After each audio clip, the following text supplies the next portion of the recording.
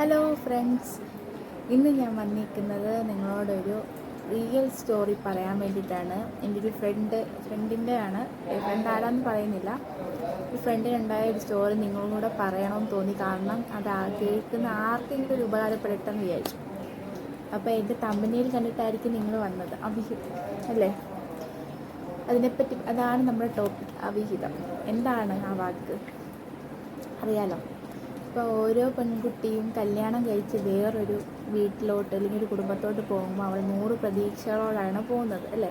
100 പ്രതീക്ഷകളോടാണെങ്കിലും ഏതെങ്കിലും ഒരെണ്ണമെങ്കിലും നല്ലതായിട്ട് പോകണമെന്ന് ചെല്ലുന്നിട്ട് സമാധാനം വേണം അല്ലേ? ചിലപ്പോൾ ഫാമിലി കുഴപ്പമില്ലായിരിക്കും, ഓക്കെ ആയിരിക്കും. ചിലപ്പോൾ ഹസ്ബൻഡ് മുഖേനയായിരിക്കും, ചിലപ്പോൾ ഹസ്ബൻഡ് ഇതാണെങ്കിൽ ഫാമിലി മുഖേനയായിരിക്കും. അങ്ങനെ പലതരത്തിലുള്ള ഒരു പ്രശ്നങ്ങൾ ഒരു പെൺകുട്ടി കല്യാണം കാരണം അവൾ ഇത്രയും നാൾ ചുരുങ്ങിയ ഒരു 18 വർഷം ജീവിച്ചു വരുന്നൊരു സാഹചര്യത്തിലായിരിക്കില്ല അവൾ ചെല്ലുന്ന വീട്ടിൽ കിട്ടുന്നത് അല്ലേ? അപ്പോൾ രണ്ട് ചേഞ്ച് മൂഡാണ്. ഒന്ന്, അവൾ ഇത്രയും നാൾ അവളുടെ ഫാമിലിയുടെ അണ്ടറിൽ നിന്നതും, പിന്നെ വേറെ ഒരു വീട്ടിലോട്ട് ചെല്ലുമ്പോഴത്തേനും ആ ഒരു ഫാമിലിയിൽ അഡ്ജസ്റ്റ് ചെയ്യുന്നില്ല. ആ ഒരു അവളുടെ ക്യാരക്ടർ തന്നെ അത് ചേഞ്ച് ചെയ്യും അല്ലേ? കാരണം എങ്ങനെയാണെന്ന് എന്താണെന്നൊന്നും അറിയത്തില്ല. കാരണം ഇത്രയും നാൾ നമ്മൾ വീട്ടുകാരുടെ കൂടെ അല്ലേ നിന്നത്. അപ്പം എന്താണെന്ന് വെച്ചാൽ അവിഹിതം എന്ന് പറയാൻ കാരണമെന്ന് വെച്ചാൽ, എൻ്റെ ഒരു ഫ്രണ്ടുണ്ട്. അവളെന്നോട് ഇങ്ങനെ ഇടയ്ക്ക് അവൾ കുറേ കല്യാണം കഴിഞ്ഞപ്പോൾ തൊട്ടേ എനിക്കറിയാം പ്രശ്നങ്ങളും കാര്യങ്ങളൊക്കെ ആണെന്ന് എനിക്കറിയാമായിരുന്നു. പക്ഷേ അത് ഇത്രയും മാത്രം അവൾ സ്ട്രഗിൾ ചെയ്യുന്നതെന്ന് എനിക്കറിയില്ലായിരുന്നു. അപ്പം ഒരു പെൺകുട്ടി എന്ന നിലയ്ക്ക് അല്ലെങ്കിൽ ഒരു സ്ത്രീ എന്നുള്ള നിലയ്ക്ക് എനിക്കത് മനസ്സിലാകാൻ പറ്റും. കാരണം ഞാൻ ഒരു ഭാര്യയാണ്, ഒരു അമ്മയാണ്, ഒരു മോളാണ്, എല്ലാമാണ്. അതുകൊണ്ട് അപ്പോൾ അപ്പോൾ അവളുമായിട്ട് ഇപ്പോഴാണ് എനിക്ക് കൂടുതൽ കണക്ട് ചെയ്യാൻ പറ്റിയത്. അപ്പോൾ അവൾ പറഞ്ഞ കാര്യങ്ങളെന്ന് വെച്ചാൽ അതാണ് നിങ്ങളോട് ഞാൻ പറയാൻ പറ്റിയത്. കല്യാണം കഴിഞ്ഞ് ആദ്യമേ അവൾക്കൊരു ഇമേജ് കല്യാണം കഴിക്കുന്ന ആൾ പറഞ്ഞായിരുന്നു, ഞാനിങ്ങനെയാണ്, കള്ളൊക്കെ കുടിക്കും. അപ്പോൾ ഇപ്പം ആരാ കള്ള് കുടിക്കാതെ അല്ലേ? നമുക്കതൊക്കെ അപ്പോൾ അപ്പോൾ അവിഹിതം എന്ന് പറയുന്നത്, അതായത് ഒരു പെൺകുട്ടിയെ കല്യാണം കഴിച്ചുകൊണ്ട് വന്നിട്ട് അവളെ നിർത്തിക്കൊണ്ട് പല ബന്ധത്തിനും പോകുന്ന ആൾക്കാർ അല്ലേ? അതിനാണ് അവിഹിതം എന്ന് പറയുന്നത്. അപ്പോൾ ഒരു വട്ടം ഒരു അബദ്ധം പറ്റും. അങ്ങനെ എൻ്റെ ഫ്രണ്ട് കല്യാണം കഴിഞ്ഞു 6-7 മാസത്തിനുള്ളിൽ പ്രഗ്നൻ്റ് ആയപ്പോൾ അവൾ ആദ്യമേ അറിയുന്നതെന്ന് പറഞ്ഞാൽ വേറെ ഒരു പെണ്ണിങ്ങനെ മെസ്സേജ് അയച്ചേക്കുന്നു മൊബൈലിൽ. ഇച്ചിരി അത് പറയാൻ പറ്റില്ല, ഇച്ചിരി ആർക്കും സഹിക്കാൻ പറ്റാത്ത കുറച്ച് കാര്യങ്ങൾ പറഞ്ഞ് മെസ്സേജ് അയച്ചു. അപ്പം ഹസ്ബൻഡിനോട് ചോദിച്ചപ്പോൾ പറയുന്നെന്ന് അത് ആൺപിള്ളേർ തമ്മിൽ ഇങ്ങനെ തന്തയ്ക്കൊക്കെ വിളിച്ച് അങ്ങോട്ടും ഇങ്ങോട്ടും അവർ ഇച്ചിരി ഇതായിട്ട് ഫ്രണ്ട്ലി മെസ്സേജ് അയക്കുമല്ലോ. അപ്പം അങ്ങനെയാണെന്ന് പറഞ്ഞ് അങ്ങ് സ്കിപ്പ് ചെയ്തു. അത് പിന്നീടും ഇത് തന്നെ റിപ്പീറ്റ് ചെയ്തു. അപ്പോൾ അവൾ പ്രഗ്നൻ്റ് ആണേ. അങ്ങനെയൊക്കെ ആയി. അവൾക്കറിയാം ഒരു വട്ടം ഒരു മനസ്സിൽ നമുക്കൊരു ചെറിയ സംശയം തോന്നിയപ്പോൾ നമ്മൾ അതിൻ്റെ പുറകെ നടക്കുമല്ലോ. അങ്ങനെ അവളും കുറേ നടന്നു. അങ്ങനെ അപ്പോൾ ഇങ്ങനെ അറിഞ്ഞു, ഒരു റിലേഷൻ്റെ കാര്യം അവൾ അറിഞ്ഞു. അപ്പോൾ ഓൾറെഡി പ്രഗ്നൻറ്റും. അപ്പോൾ ആ പെൺകുട്ടി അവളുടെ അവസ്ഥ നിങ്ങൾ നയിച്ചു. അവൾ ഓൾറെഡി പ്രഗ്നൻ്റ് ആണ്. അപ്പം വേറൊരു റിലേഷൻ ഉണ്ടെന്ന്. Past is past. കല്യാണത്തിന് മുന്നേ എന്തോ ആയിക്കൊണ്ട് നമ്മൾ അറിയുന്നില്ല, പോട്ടെ, അങ്ങനെയാണെന്ന് വിചാരിക്കും. ഇത് കല്യാണം കഴിഞ്ഞിട്ട് പ്രഗ്നൻ്റ് ആയ ആ ടൈമിൽ കേൾക്കുമ്പോൾ ഒരു പെൺകുട്ടികളും അത് സഹിക്കത്തില്ല. അങ്ങനെ അപ്പോൾ എല്ലാവരും പറഞ്ഞ കുഞ്ഞൊക്കെ ആയി കഴിയുമ്പോൾ അങ്ങ് മാറും. വീട്ടുകാരായാലും നാട്ടുകാരായാലും ഫ്രണ്ട്സ് എല്ലാവരും അങ്ങനെ തന്നെ പറഞ്ഞു, പോട്ടെ, എന്തായാലും പ്രഗ്നൻറ്റും ആയില്ലേ, ഇനിയിപ്പോൾ ഇങ്ങനെ അങ്ങ് പോട്ടെന്ന് പറഞ്ഞിരുന്നു. അങ്ങനെ ഒരു അവസരം കൂടെ കൊടുത്തു. പിന്നെയും ഇത് തന്നെ റിപ്പീറ്റ്. എല്ലാവരും പറഞ്ഞു കുഞ്ഞായപ്പോൾ മാറുമെന്ന് പറഞ്ഞു, എവിടെ മറ്റല്ല. അപ്പോൾ ഒന്നും കൂടെ അവളോട് വാശിയുള്ള പോലെ വീണ്ടും ഓരോ കാര്യങ്ങൾ ചെയ്ത് അവളെ നിർത്തിക്കൊണ്ട് ഒരാളെന്നല്ല പലരുമായിട്ടും കോണ്ടാക്റ്റ് വിളിക്കുന്നു, പറയുന്നു, പോകുന്നു.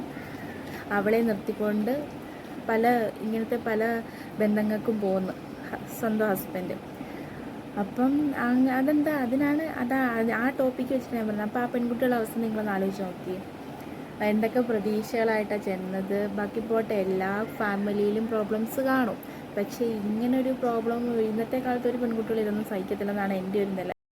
അപ്പം പെൺപിള്ളേരും ഇങ്ങനെ അല്ല കുഞ്ഞുങ്ങളൊക്കെ ആയിട്ട് ഇപ്പം പെൺപിള്ളേർ എത്രയോ അടുത്ത് ഇങ്ങനെ പോകുന്നുണ്ട്, സ്വന്തം പിള്ളേരെ പോലും ഇട്ടിട്ട് പോകുന്നുണ്ട്. അങ്ങനത്തെ സാഹചര്യവും നമ്മുടെ നാട്ടിൽ ഒരുപാട് കേട്ടിട്ടുണ്ട്.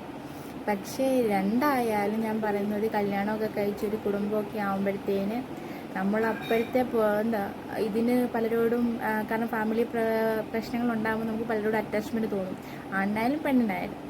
അതൊക്കെ ലൈഫ് ലോങ് തുടങ്ങാമെന്നും ഇല്ലെന്നുണ്ടെങ്കിൽ അതാണ് ശരിയെന്ന് പറഞ്ഞു പോകുന്നിടത്ത് അതൊക്കെ ഭയങ്കര മണ്ടത്തരമാണ്.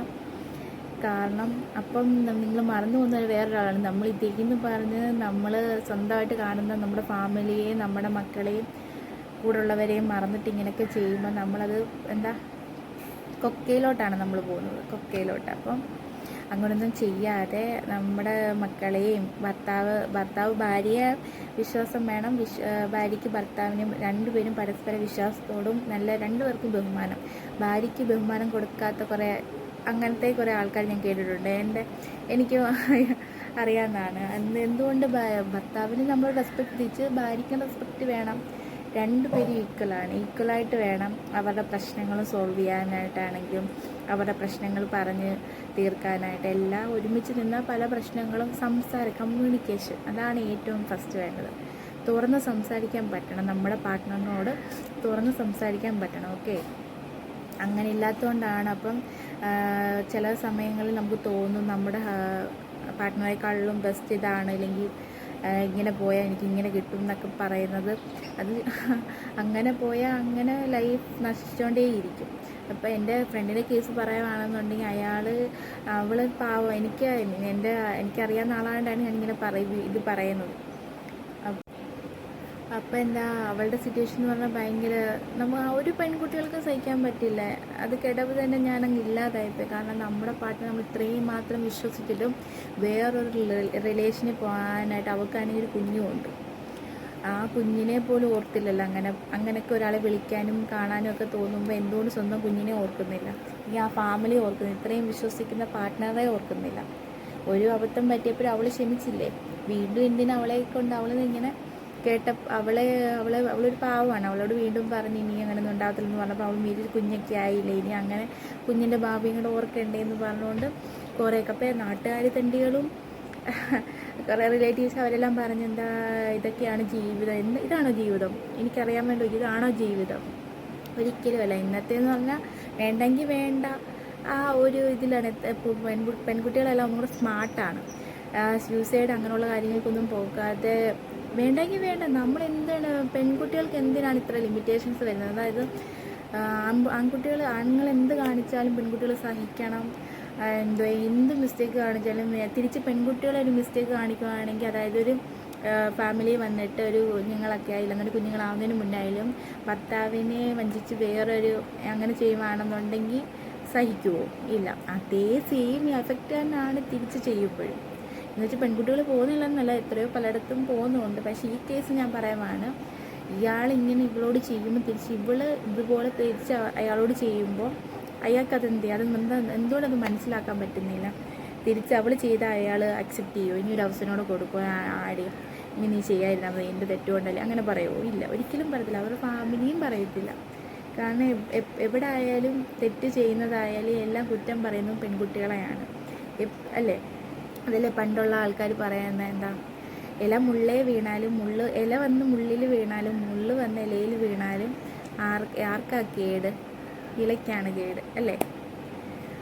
അപ്പം എനിവേ എനിക്കിത് കേട്ടപ്പോൾ ഭയങ്കര വിഷമം തോന്നി. അപ്പം നിങ്ങളോട് ഷെയർ ചെയ്യണം തോന്നി. ഇത് കേട്ടിട്ട് ആർക്കെങ്കിലും ഇങ്ങനെ തെറ്റ് ചെയ്തവരായാലും ആർക്കായാലും കേൾക്കുമ്പോൾ ഒരു ഇത് തോന്നട്ടെ. കാരണം നമ്മുടെ ലൈഫിൽ പാർട്ട്നേഴ്സിന് ഭാര്യയ്ക്കായാലും ഭർത്താവിന് സെയിം ഇമ്പോർട്ടൻസ് ആണ് ഒരു ഫാമിലി വരുന്നത്.